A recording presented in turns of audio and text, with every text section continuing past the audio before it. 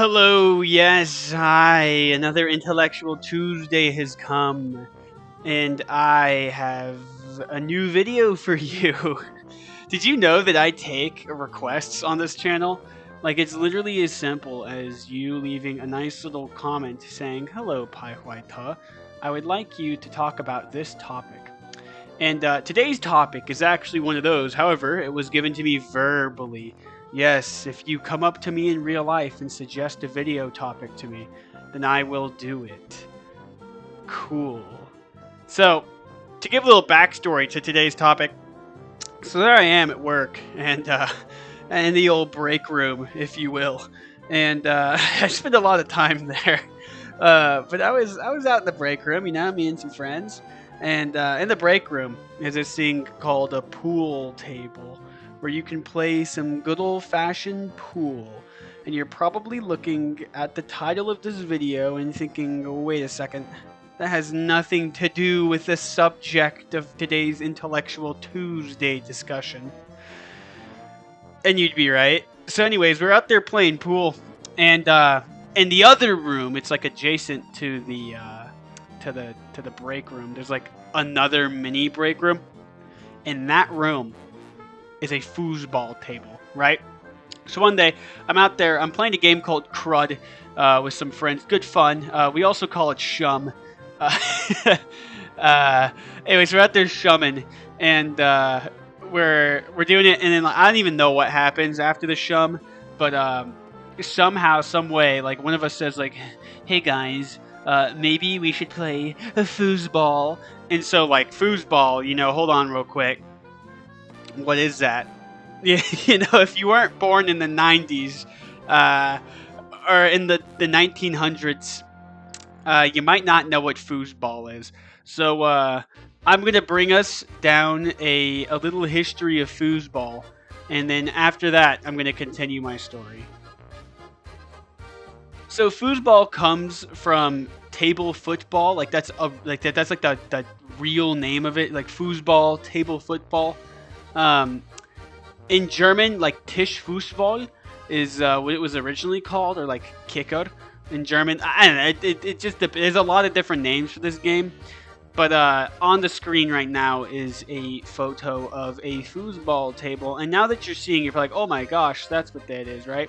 So, anyways, so back in like 1921, this dude from the UK was like, hey, I want to play football on table. His name was Harold Searles Thornton.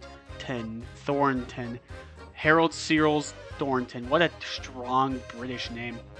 This man was like, yeah, I got this game for you to play football on the table. And then it became like wildly popular nowhere until the 1980s. Stop the music. Hodge. Thank you. Good boy. Anyways, hi, this is future Pai Huai Te. What you've been listening to is past Pai Huai Te.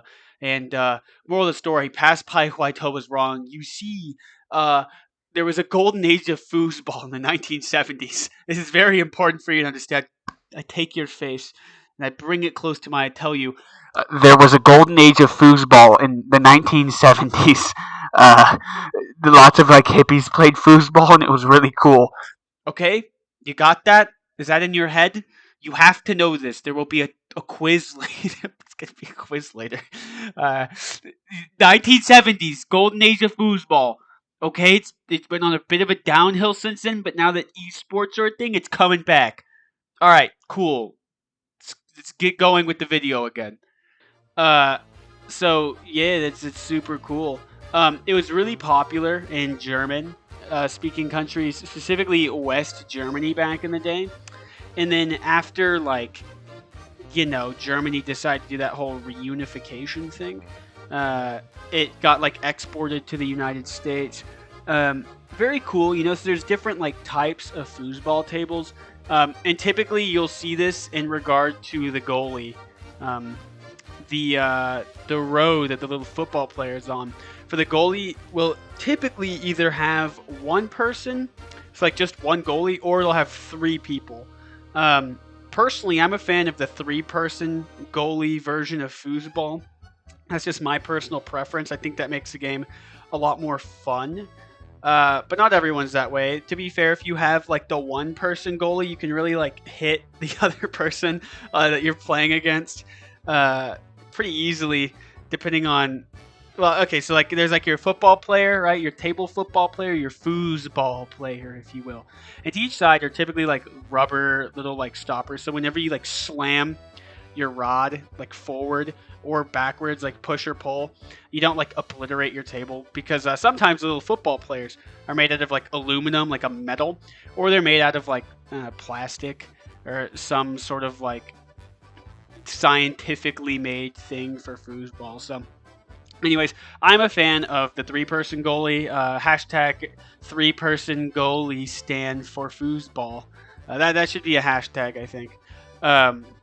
So yeah, big fan of that. Anyways, so there we are, getting all the way back to the story. We've gone from like the 1900s, like 1921, really even earlier. Actually, I saw once, I forget where I read it, that like the foosball, like as an idea, like table football, has been a thing since like the 1890s, maybe even earlier. Who knows? Anyway, so we've gone from like then to now.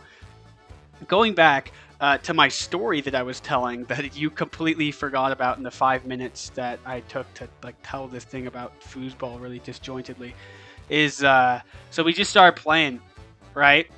Some of my coworkers are worse at playing football, and some of my coworkers are better at playing football.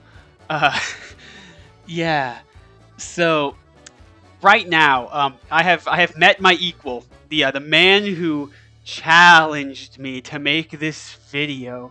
His name is Anthony, and Anthony and I have played 23 games of foosball as of April 19th, 2022. I think I said 23. Yeah, 23 games. I have won 11, and he has won 12 of those 23 games. So, moral of the story is he's up by 1, and now I'm making this video because the power of the internet foosballers will seep into my veins, and then I will become the foosball master. Did you know that like competitive foosball is a thing? Right? So between me and Anthony, the lowest level of competitiveness, right? We've got a good rivalry going on here. Today we had the hat cup. See, at work I have to wear a hat, and I left my hat in the break room. And so we went back, we played for ownership of the hat, and I lost. Yep, it's Anthony's hat now. That's cool. But at higher levels, there is like a world tournament, like an international tournament. You've got some really big money players in there. Some of them come from the United States. Some of them come from wherever. But, you know, that's kind of cool. People from all over the world. Hey, how about that? Now, it would be a little bit sacrilegious for me to talk about like good foosball players and not talk about Tony Spredeman. Tony Spredeman is like a multiple like world champion, like American foosballer. He's actually insane. On the screen right now should be some like sick videos of Tony Spredeman, and like, what a god! You know, there I am playing with Anthony, right? And I think that I'm doing pretty good. And then one day I'm like, maybe I'll like up my foos game. And I was like searching on YouTube for like how to get good at foosball, and like I run across the legend Tony Spredeman, and oh my gosh, what an absolute legend! Look at the mustard that he puts on some of these balls. It's insane. I couldn't do that in my wildest dreams. So, you know, I had to give a shout out to the OG, to the legend here. But that's not me. I'm not that good yet.